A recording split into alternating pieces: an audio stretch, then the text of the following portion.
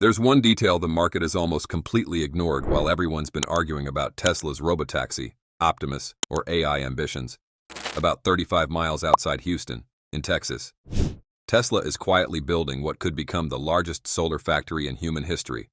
Not the biggest in America, not the biggest in the West, the biggest in the world. And if what Elon Musk just confirmed is true, it could eventually reach 100 gigawatts of annual production capacity. A number so massive that even a lot of energy experts think it sounds completely absurd. But here's the part that makes this story way more interesting.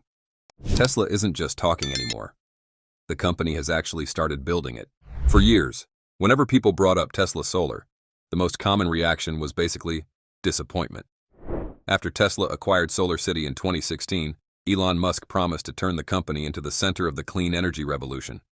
New York even spent nearly $1 billion in subsidies to build Tesla a massive factory in Buffalo, hoping it would become the biggest solar manufacturing hub in the Western Hemisphere. But things almost immediately fell apart after that. Panasonic took over production, then pulled out in 2020. The Buffalo factory gradually became more focused on making supercharger components and processing autopilot data than actually producing solar products. Tesla Solar declined so badly that the company almost stopped mentioning it in earnings reports altogether. Then suddenly, toward the end of 2025, things started to change. Tesla quietly began producing a new solar panel called the TSP-420 at its Buffalo facility. By early 2026, the product officially launched commercially in the US. Most people assumed it was just a small attempt to revive a business segment that had already failed. But it turned out that was only the beginning. At the World Economic Forum in Davos in January 2026, Elon Musk unexpectedly announced that Tesla and SpaceX would independently build enough solar manufacturing capacity in the US to reach 100 gigawatts per year, covering the entire supply chain from raw materials all the way to finished panels. At the time, most of the market treated it like another classic Elon Musk statement: too huge, too crazy, and basically impossible. But then CNBC revealed that Tesla was negotiating to purchase around $2.9 billion worth of solar manufacturing equipment from China to ship to Texas. And now, we finally know exactly where all of this is happening. Brookshire, Texas, an area near Houston where Tesla has reportedly leased more than 1.65 million square feet of industrial space, with plans to expand by several 100,000 more square feet in the near future. What makes this even more interesting is that this is also where Tesla is building its roughly $200 million Megapack megafactory. That's not a coincidence. Tesla is trying to create a fully integrated energy campus where Megapack battery systems and solar panels are manufactured side by side. It sounds simple, but it's actually a huge deal. Because in Tesla's long-term vision, solar and battery storage are basically inseparable. A utility-scale solar farm needs Megapacks to store electricity. A house with rooftop solar needs a Powerwall to operate efficiently. Tesla doesn't just want to sell solar panels. The company wants to control the entire energy ecosystem. And that's exactly why this factory could reshape the entire global solar industry. Because this isn't just a normal solar panel assembly line. Based on the information that's been confirmed so far, Tesla is building a fully integrated manufacturing operation in Brookshire. That means everything happens in one place: silicon ingot pulling, wafer cutting, photovoltaic cell production, and final panel assembly. This kind of vertical integration is extremely rare in today's solar industry because most companies still rely on multi-layered supply chains across Asia. In other words, Tesla is trying to do with solar what it already did with electric vehicles: control as much of the production process as possible. And that's exactly why Houston matters so much. The city has one of the largest ports in the United States, which is basically essential if Tesla plans to import billions of dollars worth of industrial equipment from China. That's something Austin simply doesn't have. Houston also offers massive industrial logistics infrastructure, a strong skilled labor pool, and the ability to scale giant factories much faster than most other places in America. But the thing that really shocked the market isn't the factory's location, it's the scale. Right now, Tesla's Buffalo factory only has around 300 megawatts of annual production capacity. The new target is 100 gigawatts. That's more than 300 times larger. And Tesla supposedly wants to pull it off in less than 3 years. To put that into perspective, look at First Solar, currently the largest domestic solar manufacturer in the US. By 2027, the company is expected to reach roughly 17.7 gigawatts of capacity. Tesla is aiming for nearly 6 times that amount. Not globally, just from a single complex in Texas. And this is where the story starts sounding almost unbelievable. The total amount of solar capacity installed across the entire United States in 2023 was only around 32 gigawatts. In other words, Tesla wants a single factory to produce more than 3 times the amount of solar panels that the entire US deployed in 1 year. That's why a lot of people are calling this plan completely insane. And honestly, the skepticism is understandable. Elon Musk has made more than a few overly ambitious promises in the past. Solar roof was once promoted as the future of construction, then almost disappeared from the conversation. The 4680 battery program took years longer than expected to reach real commercial scale. Even the Tesla Semi ended up arriving far behind schedule. But there's one major difference this time. Brookshire isn't a subsidy-driven project like Buffalo was. No state government is writing Tesla a giant check in exchange for jobs. There's no political build first, figure it out later model here. Tesla is using its own money. Based on current estimates, the manufacturing equipment alone could cost close to $3 billion, plus hundreds of millions more for clean room facilities and construction infrastructure. The total investment could easily exceed $4 billion before the factory reaches full scale. And here's the key point. Even if Tesla fails to hit the 100 gigawatt target, the company could still completely reshape the solar industry. Because even if Tesla only reaches 20 or 30 gigawatts per year, it would instantly become one of the largest solar manufacturers in the United States. If it reaches 50 gigawatts, Tesla would effectively surpass most of the current domestic industry by an entirely different order of magnitude. And if that happens, the solar industry could be entering a completely new era. But while all the attention is focused on Tesla's 100 gigawatt solar factory in Texas, the company just did something in California that felt emotionally like the complete opposite. At the Fremont factory, Tesla held a special ceremony marking the end of an era the moment the final Tesla Model S and Tesla Model X rolled off Tesla's traditional production line. What made the event so significant wasn't simply that a vehicle was being retired.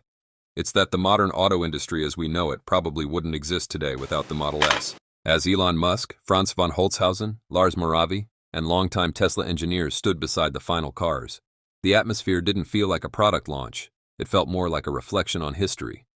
Because before the Model S, most of the world genuinely thought electric cars were a joke. Back then, EVs were seen as glorified golf carts with weird designs, slow performance, and disappointing range. The idea of a luxury electric sedan that could outperform gasoline cars was considered almost impossible. But Tesla completely changed that narrative. The Model S wasn't just a good EV. It was the car that terrified the entire automotive industry. Tesla emphasized during the ceremony that the Tesla Model S was the first EV ever to achieve more than 400 miles of range.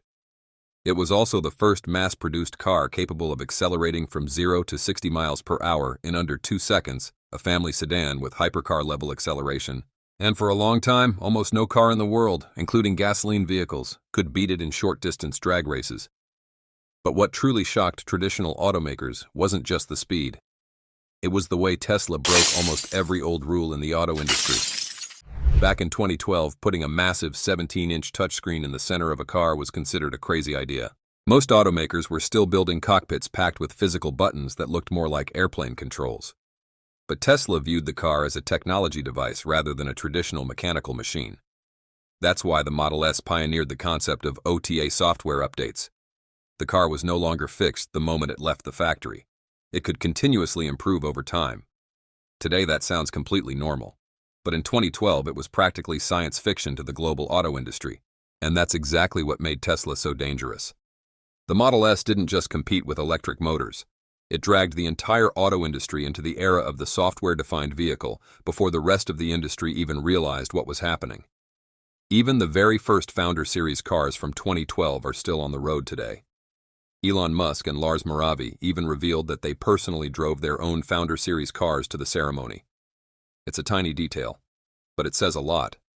A more than 10-year-old electric car is still good enough for the people who created it to keep using every day. Tesla also revealed something incredibly interesting that a lot of people don't know, even though today's Tesla Model S and Tesla Model X still look fairly similar on the outside to the original 2012 and 2015 versions.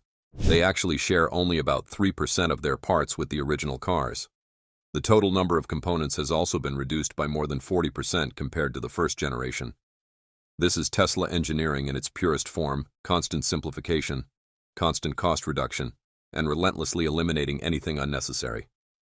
That same philosophy is now showing up again in the Cybercab and even in Tesla's new solar factory in Texas. Tesla has become increasingly obsessed with reducing part counts, minimizing manufacturing friction, and removing unnecessary complexity everywhere possible. And the Model S was where that mindset first became truly visible. But if you look deeper, the biggest success of the Model S wasn't its sales numbers or technical specs. It was the fact that this car completely changed the world's perception of electric vehicles. Before Tesla, most of the auto industry believed EVs could only exist as economy cars. After Tesla, EVs started becoming the best cars. That's a massive difference. Tesla didn't sell compromise. They sold superiority. Faster acceleration, air suspension, a quieter cabin, more advanced technology, lower operating costs. For the first time, car buyers started wanting EVs not because of the environment, but because they were simply better than gasoline cars. The ceremony at Fremont factory also brought back memories of one of the craziest bets in Tesla history: lithium-ion batteries.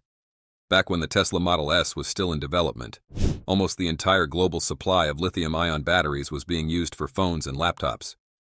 Tesla needed battery volumes that were many times larger than what the market had ever supplied for automobiles. At the time, a lot of experts believed mass-market EV production was impossible simply because there wouldn't be enough batteries. Tesla went all in anyway. And that gamble eventually changed the entire global energy industry.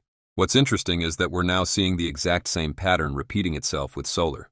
A lot of people today are also saying the 100 gigawatt target is impossible, that the supply chain is too complicated, that Tesla is exaggerating.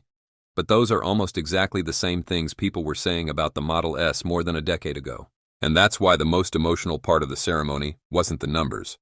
It was the moment Elon Musk made it very clear that Tesla's future will no longer revolve around driving. Tesla believes full self-driving technology will eventually make human driving something rare. And that's why the company is shifting resources away from traditional flagship vehicles and toward Robotaxi and Optimus. In other words, Tesla has just closed the opening chapter of the EV revolution and is now moving into the next phase. The Cybercab has already entered pilot production, with mass production expected to begin as early as next week. Tesla says the vehicle achieves energy efficiency of around 165 watt-hours per mile, a level of efficiency that has almost never existed before in a full-size vehicle. And that matters because Tesla is no longer optimizing cars for drivers. The company is now optimizing for AI fleets, for the lowest possible operating costs, for maximum utilization, and for the largest-scale automated manufacturing system possible. And then there's Optimus. Tesla confirmed that the final section of the old Tesla Model S and Tesla Model X production line at Fremont factory will now be converted to support manufacturing for the Optimus humanoid robot. The company wants Fremont to become one of the largest automation hubs in the world, with ambitions to eventually produce up to 1 million robots per year. Just think about that for a second. The same place that once produced the electric sedan that saved Tesla from bankruptcy will now become a factory for mass-producing humanoid robots. It's almost the perfect symbol of how Tesla operates. This is a company that never stays in one industry for very long. The moment the rest of the world started catching up in EVs, Tesla shifted toward AI, robotics, and large-scale energy infrastructure. What do you think about Elon Musk's plans for a Tesla solar factory? Drop a comment below. Thanks for watching and see you in the next episodes.